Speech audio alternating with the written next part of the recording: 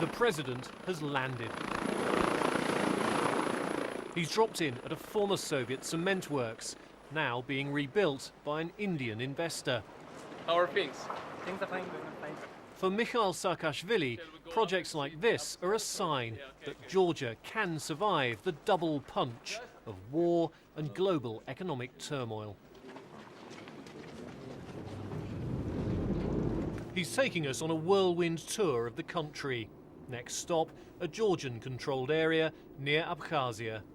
You saw today I was running around the country talking to investors. We are really chasing every investment now, really trying to make it the best place to invest. And 10 million here, 20 million there, 50 million there, it makes lots of difference.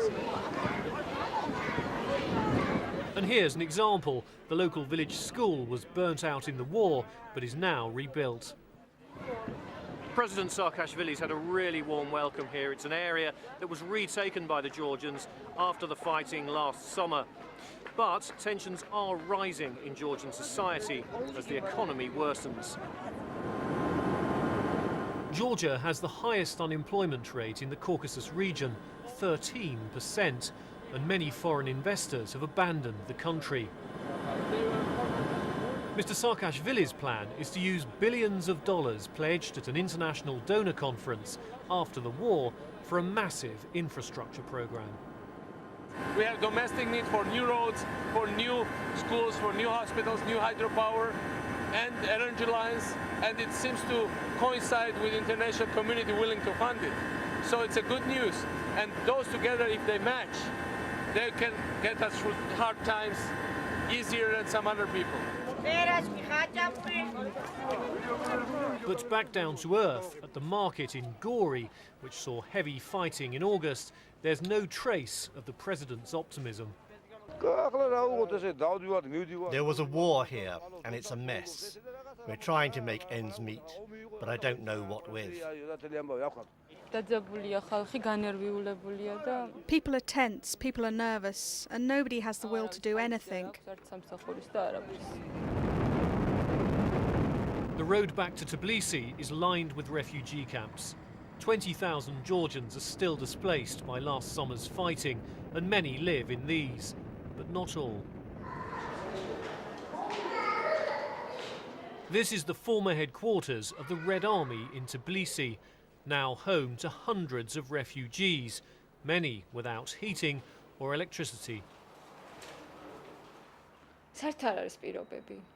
This woman is a nursery teacher.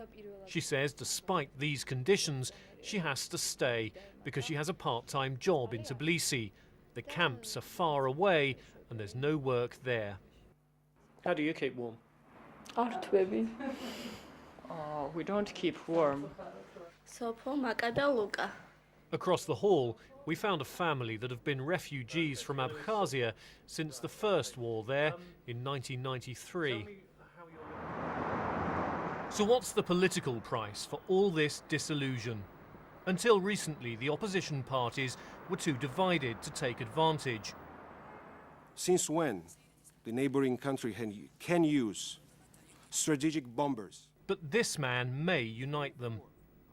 Irakli Alassania recently quit his job as Georgia's ambassador to the UN. He has called on President Saakashvili to resign and hold fresh elections.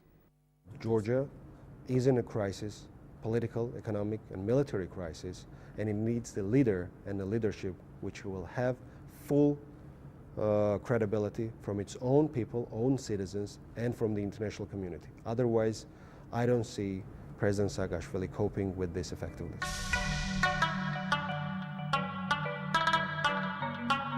The same sentiments are voiced every night on Georgia's latest TV sensation. It's called a reality protest show, and it's hosted by a popular singer known as The Stranger, who's living in a mock prison cell.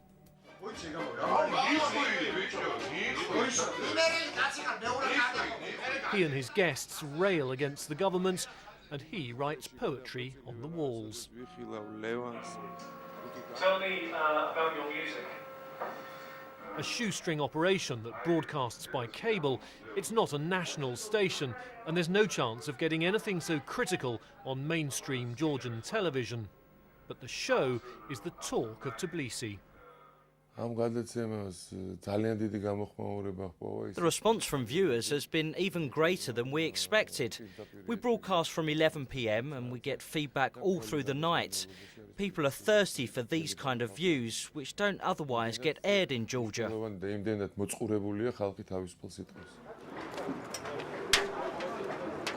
President Saakashvili says he watches the show and laughs at it.